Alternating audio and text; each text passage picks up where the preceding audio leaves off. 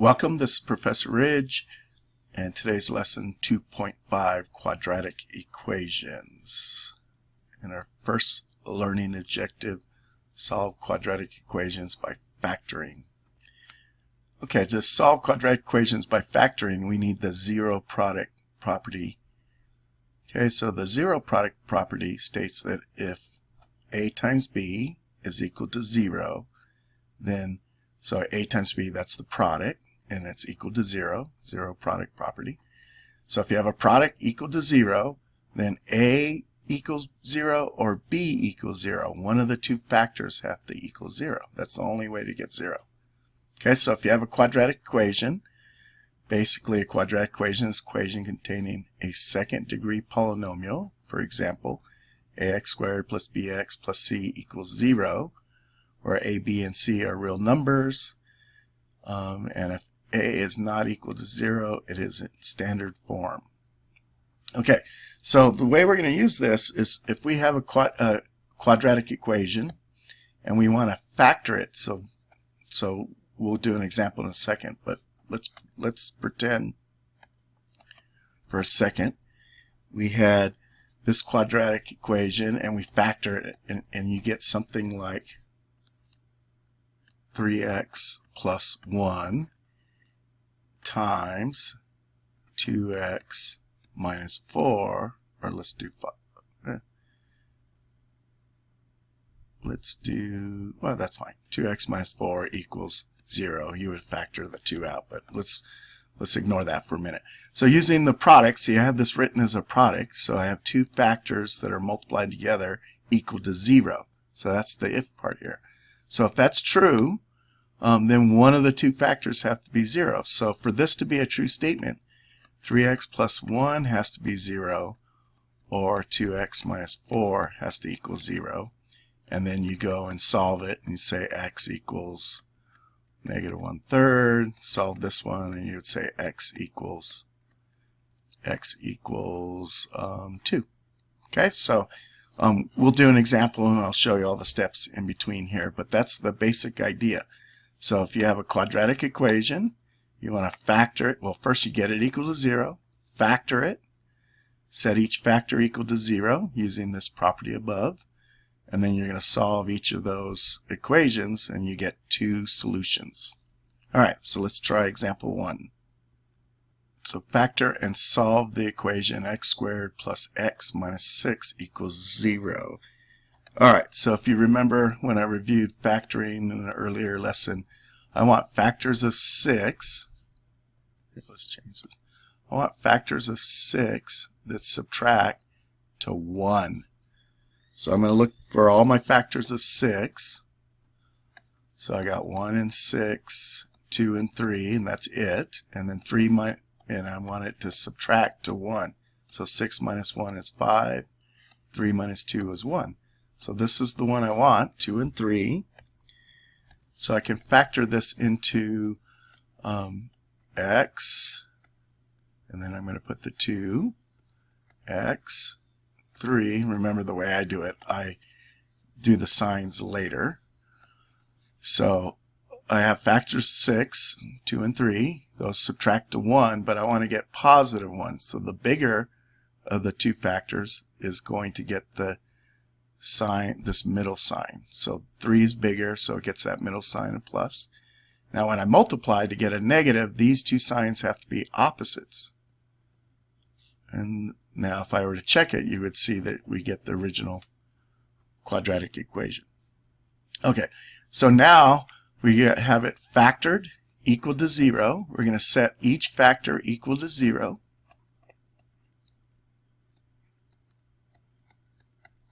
And then you're going to solve each of these equations separately. So we add 2 to both sides. And then, so that one's done. And then negative 3, subtract 3 from both sides.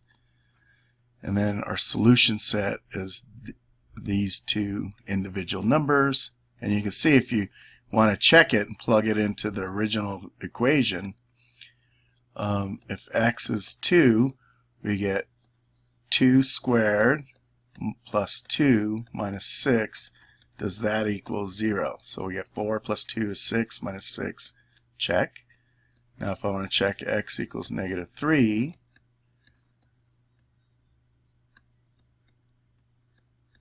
so we get 9 plus negative 3 is 6, minus 6 is 0. Check. So they both work. So our solution set contains two solutions. X could be negative 3 or 2. Let's look at the connection to the graph. So let me go to Desmos and graph this for you. Okay, so I typed in y equals x squared plus x minus 6 into Desmos. And you can see it's a parabola. The vertex is at negative 1/2, negative 6 1/4. And then, now notice, if you were to substitute 0 in for y equals 0 is the x-axis. So for x squared plus x minus 6 to be equal to 0, I look at the x-axis, and the x-intercepts are going to give me the x-coordinate when y equals 0. So negative 3, if x is negative 3, y is 0. If x is 2, y is 0. And that's the two solutions, let me move this, that we got doing it algebraically, right? Negative 3 and 2. So the relationship between the graph, the related graph, if you change this to y, if y is equal to 0, that's on the x-axis. So the x-intercepts are going to be negative 3, 0, 2, 0. So you can use it either way. I can look at the graph to find out what the solutions are to this equation, or I can find the solutions to this equation to find the x-coordinates of the x-intercepts of the graph y equals x squared plus x minus 6. Okay, you should know that connection.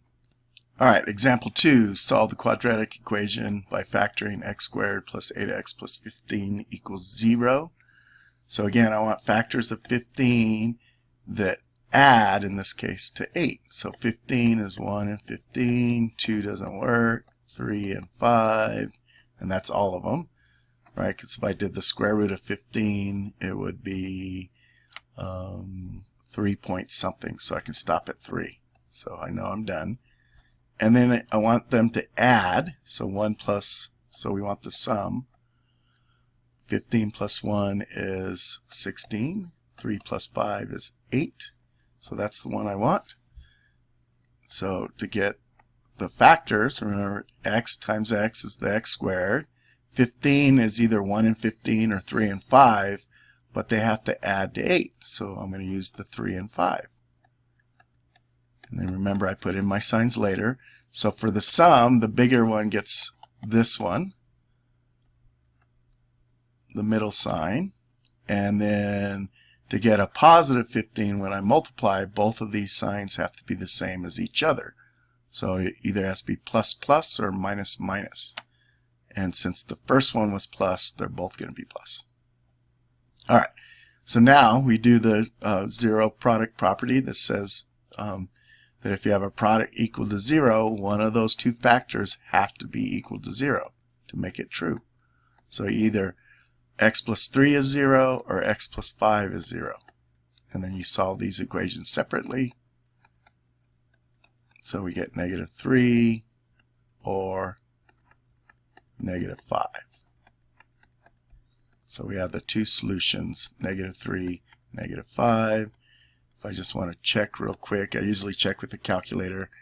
So I do negative 3 squared plus 8 times negative 3 plus 15. Does that equal 0? So 9 minus 24 plus 15.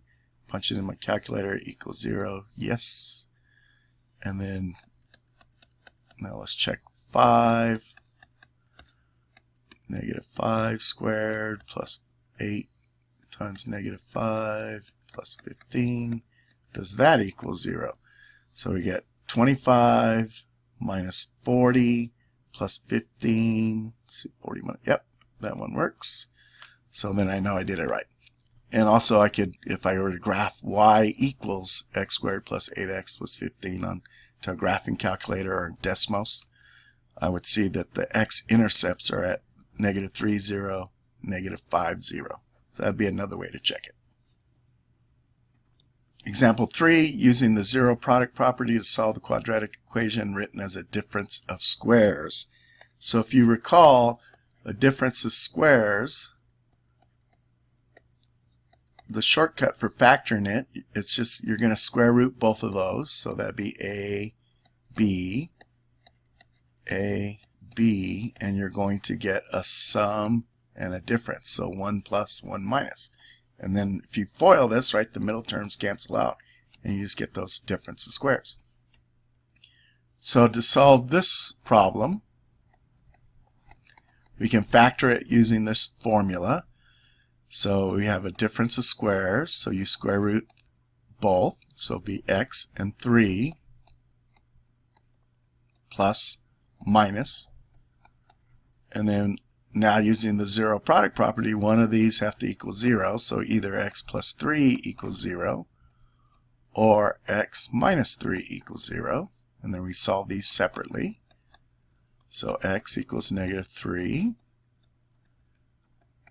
or x equals positive 3. So we got negative 3, positive 3. And you can double check that. Negative 3 squared is 9. 9 minus 9 is 0. Check. 3 squared is 9. Minus 9 equals 0. Check. So they both work.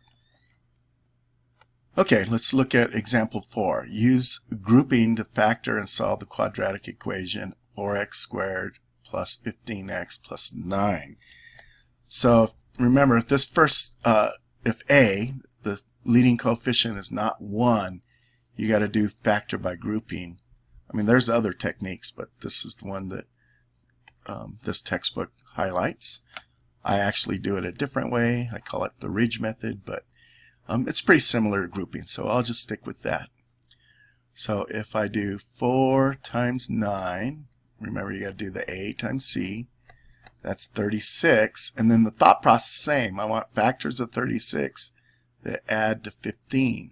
So I kind of, when I think through this, I do factors of 4 times 9, 4 times 9 that add to 15.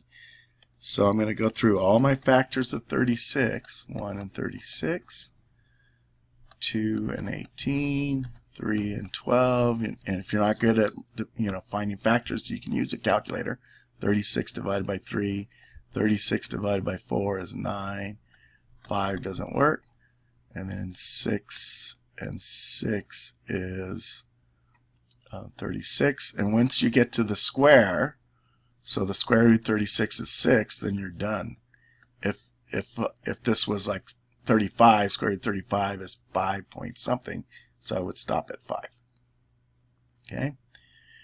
Anyway, so let's see, we want factors of 36 that add to 15, right? So 4 times 9 is 36. Find the factors of 36 that add to 15.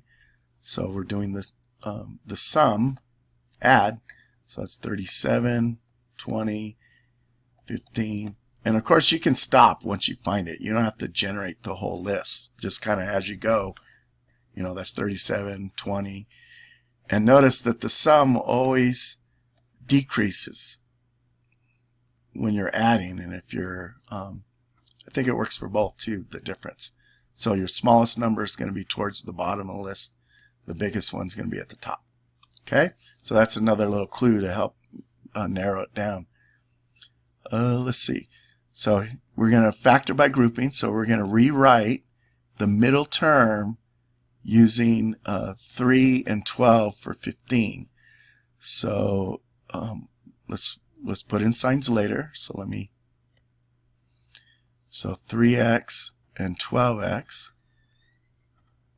Sometimes it's easier to write the bigger one first. Guess it doesn't really matter, but when we do 12x and 3x and then 9. Now to get the sum, the sign of the sum goes to the larger of these two numbers. So if this is plus, I do plus, and to get a positive when I'm multiplying, these two signs have to be the same. Okay, and again we're doing positive 36. See. All right, so now we factor by grouping. So what comes out of the first two? 4x. Oh, and then this is equal to 0. So we get x plus 3. What comes out of the second group? 3. So you divide both by 3. So we get 1x. 9 divided by 3 is 3. You have your common factor, which is the parenthesis, x plus 3. And then you're left with the 4x plus 3. And whether you can write, the order doesn't matter. You can write the 4x plus 3 first, then the x plus 3, or the way that I've written it. Either way is fine. Okay, so now we have it written as a product equal to 0. So the zero product property says that one of these factors have to equal 0. Either x plus 3 equals 0 or 4x plus 3 equals 0. And then we're going to solve these separately. So x is negative 3, or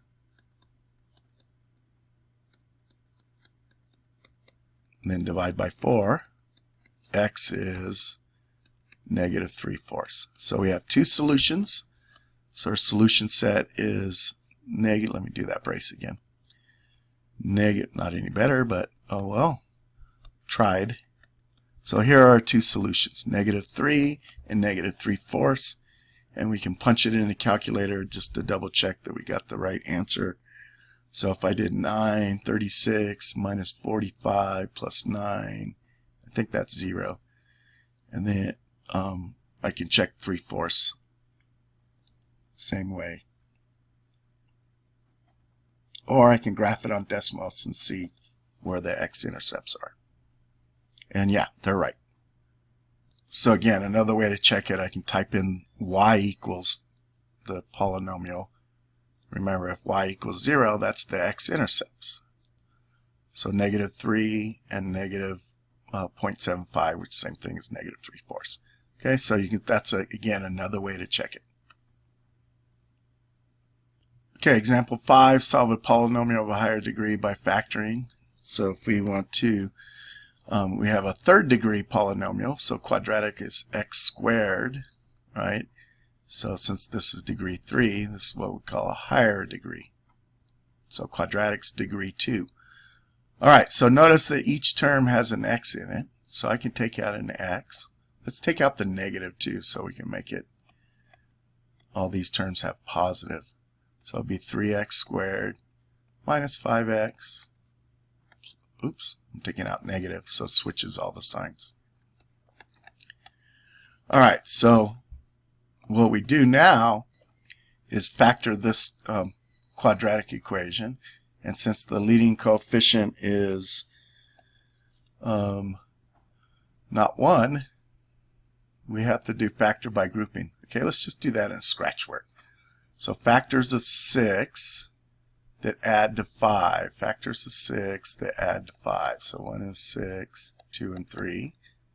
So we're going to get 3x squared. We're going to rewrite 5x as 2x and 3x. And then the 2. Then what factors out of the first group? X. So 3x plus 2. And what factors out of the last group? Nothing. So we do plus 1. But notice how the parentheses match. So I can pull out the parenthesis.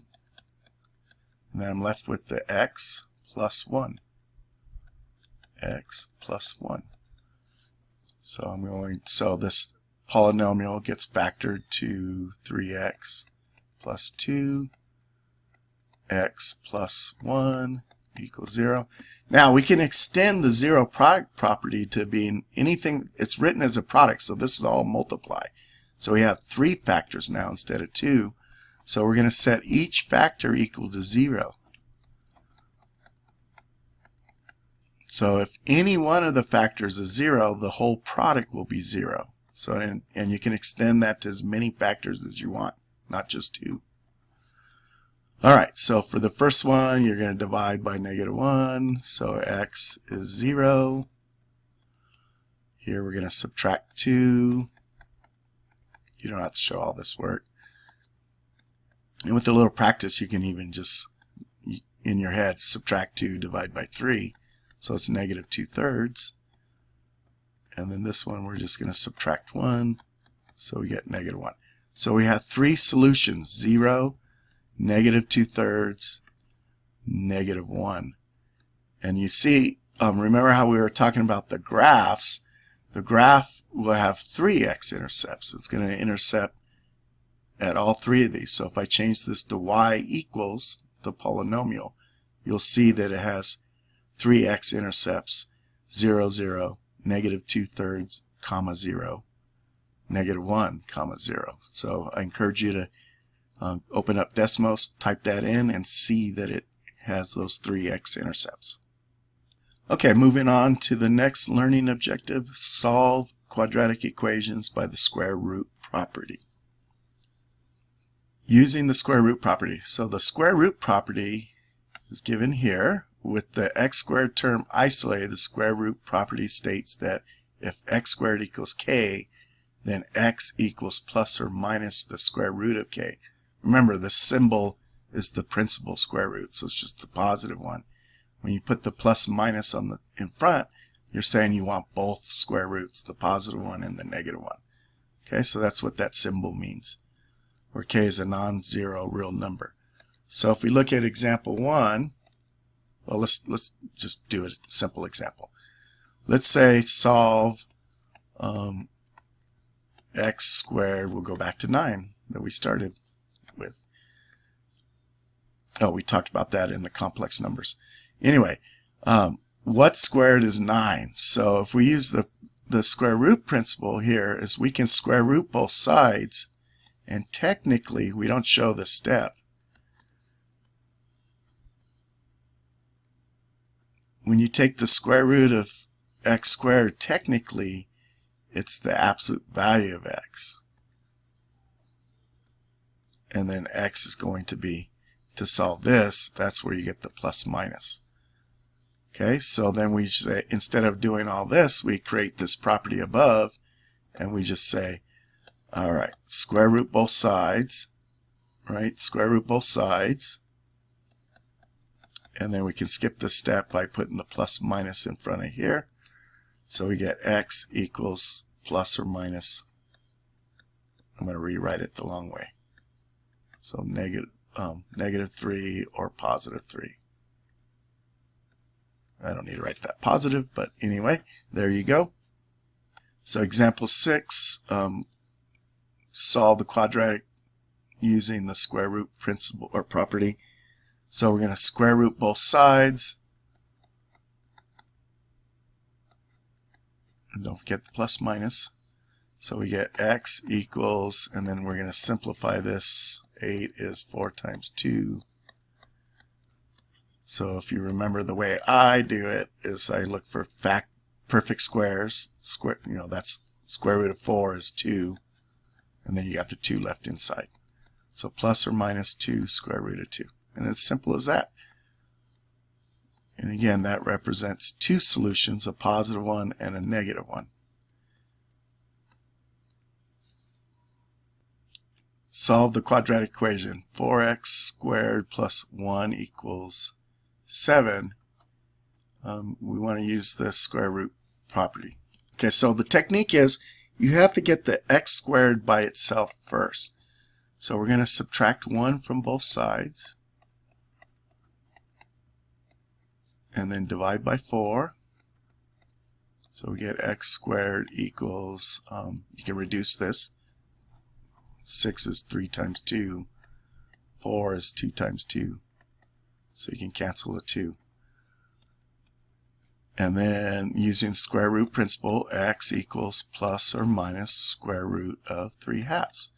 Now you probably want to simplify this, so remember you split it up, square root top, square root of bottom. You got to rationalize the denominator.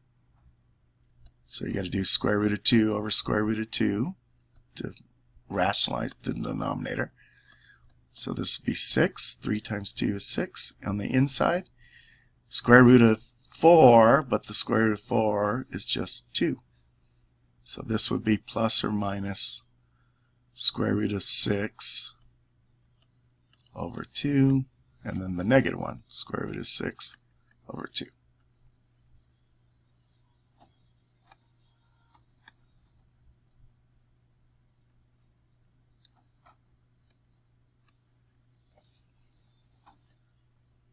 All right, now on to solving quadratic equations by completing the square. So that's our next learning objective.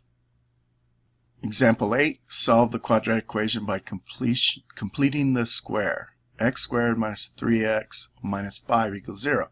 So if you try to factor this, what are factors of 5 that subtract to 3? Well, there's only 1 and 5 are the only factors, and that subtracts 4. So you can't do the factoring technique. So that's why we have this other technique that we have to use, which is completing the square. So we have to remember that, let's talk about some things first. So if we have this perfect square formula of a binomial, let me try this again.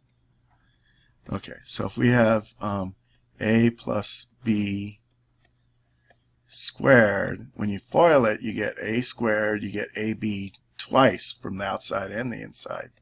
So you get 2ab plus b squared. So let's change the a to an x.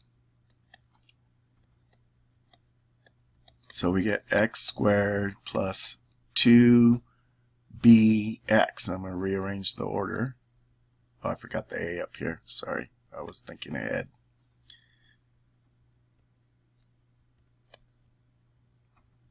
So this is 2ab.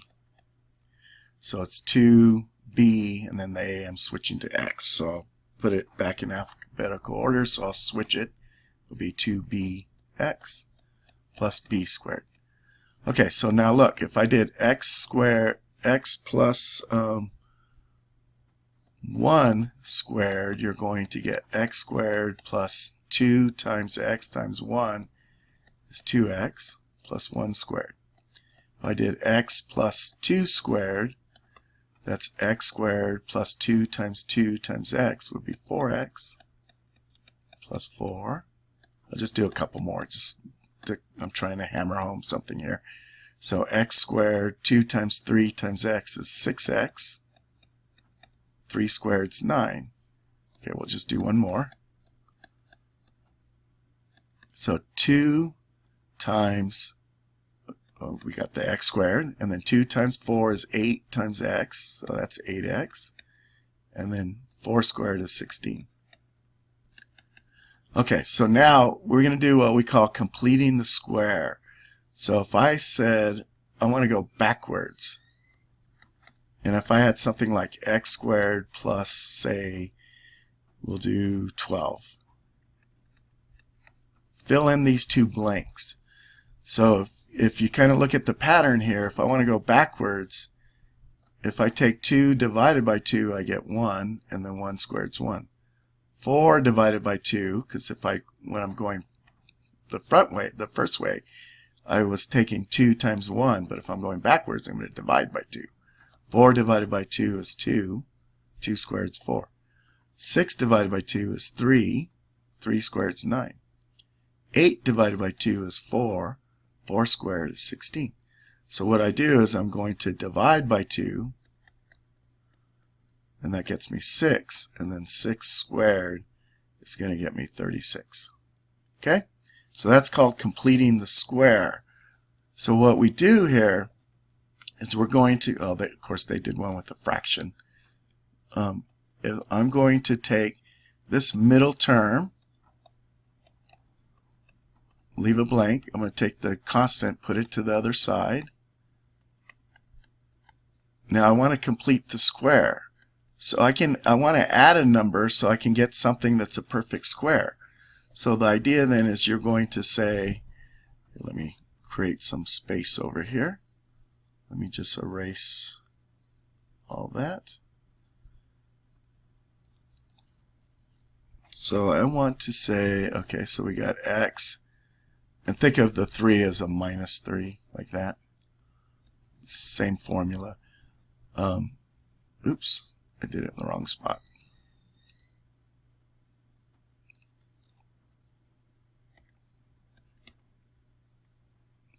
So I got x squared minus 3x. So again, think of it as minus 3. So if I divide by 2, that's negative 3 halves. And then if I square that, that's positive 9. You square the top, square the bottom. So that's positive 9/4. So I need to add 9/4 to both sides of the equation. And then this is a perfect square, which is x minus 3 halves squared.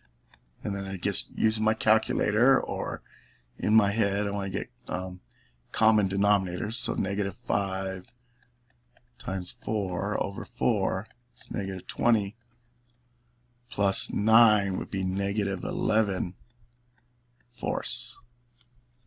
Now we have a perfect square equal to a number, and then we're going to do the square root principle.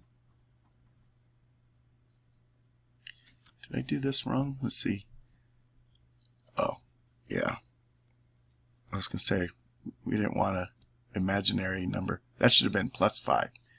So this should be plus 20. 20 plus 9 would be 29/4. All right. Okay, so back on track. So we got something squared equals a number. So you square root both sides using the square root principle, put plus minus 29/4. And then we're going to add 3 halves to both sides. Okay, I didn't show that step, but I just added 3 halves. So I just put it right in front of the plus minus. Now I can split this up into the square root of the 29 over the square root of 4, which is 2, and see I have common denominators. So I'm just going to put on the numerator 3 plus or minus square root of 29 with the one common denominator 2. And that's my answer. So my solution set will be those two numbers, 3 plus square root of 29 over 2, comma, 3 minus square root of 29 over 2. And you can punch that in a calculator to get an approximate number. But those are the exact numbers. That's what we like in math. Okay, on to the last learning objective, solve quadratic equations by using the quadratic formula. Alright, so just so you don't think that this comes from magic, right? The idea is we're going to start out with a generic quadratic equation in standard form. So get it equals 0. Then we're going to go through that process of completing the square. So we're going to subtract the c from both sides, and then you're going to divide everything by a, because we want just x squared. So b over a x. I'm going to leave blank to complete my square, and then put in my blank, well, minus c over a plus my blank. Now I'm going to take half the middle term, so b over a divided by 2 is the same thing as b over a times 1/2, which is b over 2a. And then when I square that, I get b squared. I'm going to square 2a times 2a, that's 4a squared. Got to add that to both sides. And then get common denominators. So when you, well, wait, we're not quite there yet. So we get this. Oh, I need to do 4. I'm sorry. That's why. Okay, I want to get common denominators, so I need to times this by 4a over 4a. So if I have negative c over a, I get negative 4ac over 4a squared.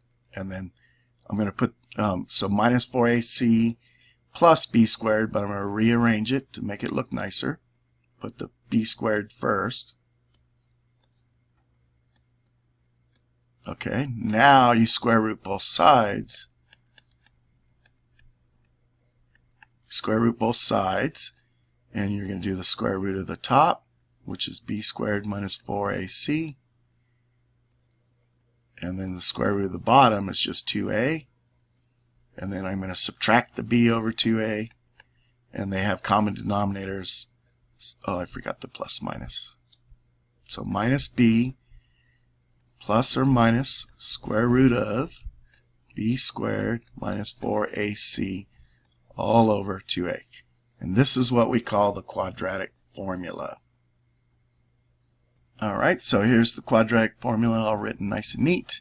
So if you start out with the quadratic equation in standard form, which is equal to 0, then you can solve it using this formula, the shortcut from what I just showed you. So we don't have to do this business anymore. We can just plug it into this formula. So A, B, and C get plugged into here. Punch it in your calculator, you get an answer. Alright, so let's try one. So number 9, solve x squared plus 5x plus 1 equals 0. Solve using the quadratic formula. Okay, so I'm going to plug in, so A is 1, B is 5, and C is 1.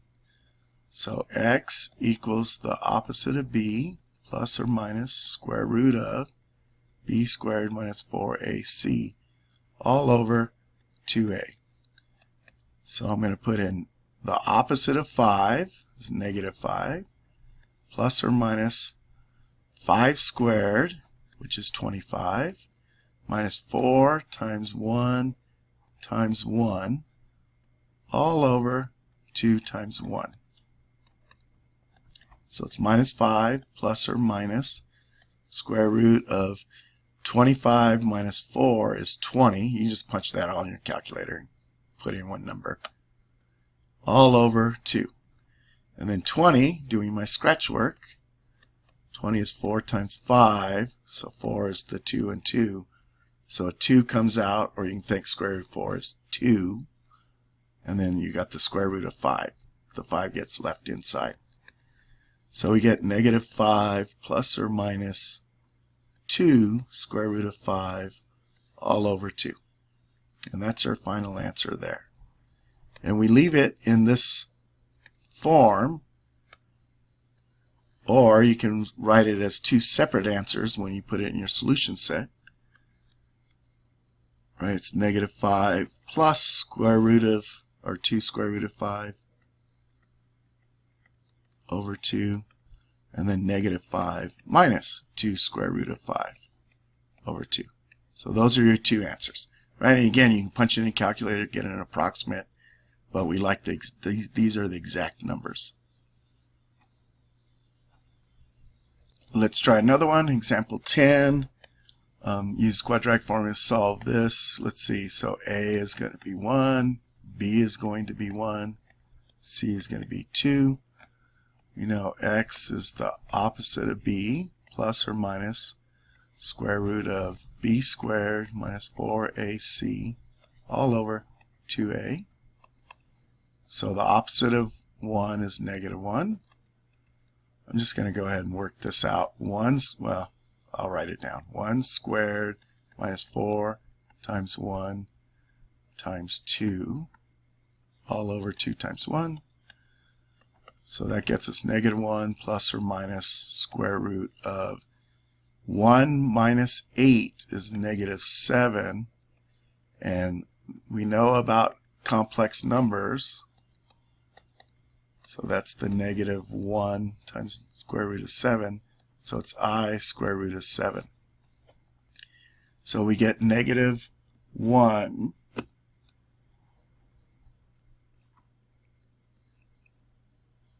plus or minus I square root of 7 over 2. And again, that's two solutions. Negative 1 plus I square root of 7 over 2, comma, negative 1 minus I square root of 7 over 2. And these are imaginary numbers. So typically you would put these in standard form for a complex number, which is a plus bi. So you split this up into two fractions. I don't know, this book is just leaving it. So square root of 7 over 2i, right? And then do the same with that one. But book's not doing it, so I'm not going to worry about it right now. But typically I would have you do that in standard form. Alright, let's look at the next one. The discriminant for ax squared plus bx plus c equals 0, where a, b, and c are real numbers. The discriminant is the expression under the radical, right? It's the radicand. It's the b squared minus 4ac. It tells us whether solutions are real numbers or complex numbers and how many of each type to expect. Alright, so there is basically you're going to there's 4 combinations. Oh, I should have wrote this one down. Table 1, right, will describe what they are. So let me just put it here.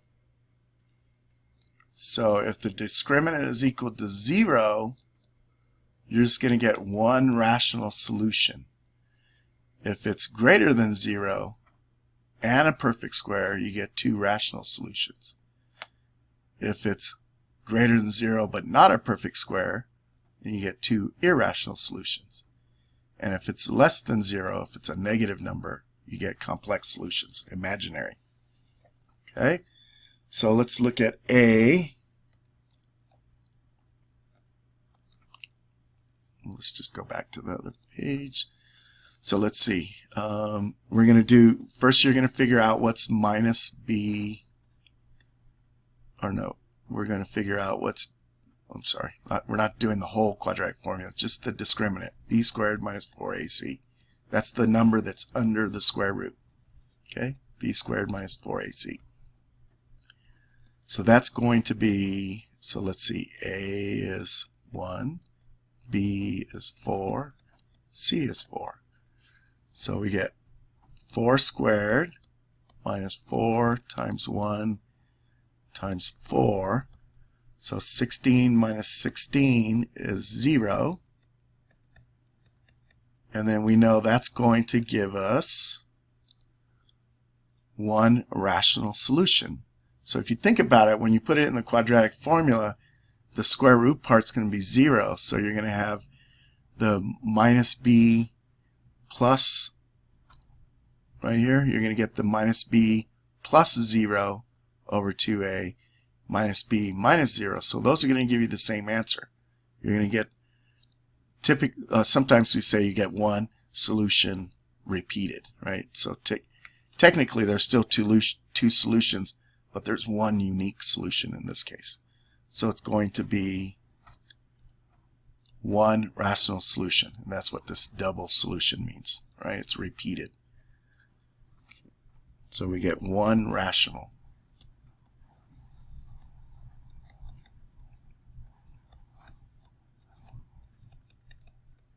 All right, so B, let's see, A is 8, B is 14, and C is 3.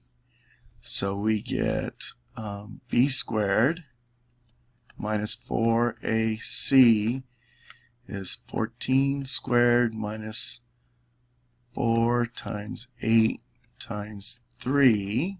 Punch that in our calculator. Okay, that gives us 100. 100 is a perfect square because it's 10 times 10. So that's this situation. You're going to get 2 rational solutions. So if you get 2 rational solutions, that means that you could have solved it by factoring, right? That's another thing that you should know. 2 rational solutions. All right, C. Let's see, A is 3, B is -5, C is -2. So B squared minus 4AC So that'd be negative 5 squared minus 4 times 3 times negative 2. That's 25 plus 24, which is 49. So another perfect square. So that's going to give us two rational solutions again.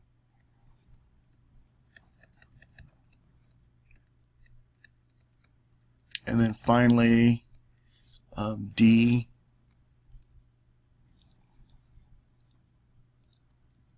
Let's see. We got A is 3, B is negative 10, C is 15. So B squared minus 4AC is negative 10 squared minus 4 times 3 times 15. So 100 minus 180 is negative 80. So that is two complex solutions. Right? They're going to be imaginary. Okay, so using the Pythagorean Theorem, so if you recall, the Pythagorean Theorem is if you have a right triangle, so one of the angles is 90. You have three sides, A, B, C. So the side that's opposite the right angle, that's called the hypotenuse. So you should know that. Let's make this bigger.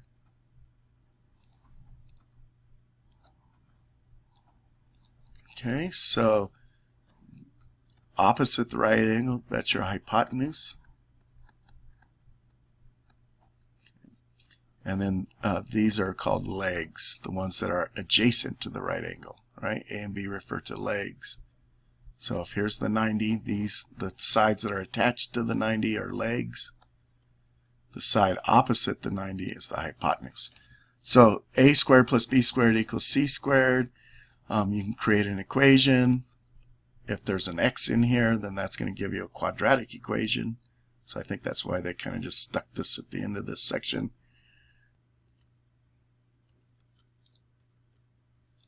Okay, so example 12, find the missing length.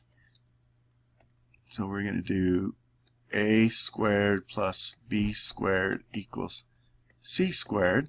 So remember, C is the hypotenuse, which is opposite, so that's your 12. A we don't know, so that's just a variable. And then 4 squared is B, so this would be B, and this will be C. Plug that in. Now we have this quadratic equation. 144. We're going to subtract 16. So A squared equals 128. So A is plus or minus, but since this is a side of a triangle, we're going to throw out the minus 1 and just do the plus 1. Okay? So I don't need the minus 1. And then simplify that, which gets us, let's see, 64 times 2, and 64 is a perfect square. It's 8 and 8, so an 8 is going to come out. So it's 8 square root of 2. Okay, and that's our answer. Okay, and that's the end of this section. And again, just remind you, we want to practice, so make sure to do the exercise set at the end of this section. And I'll see you next time.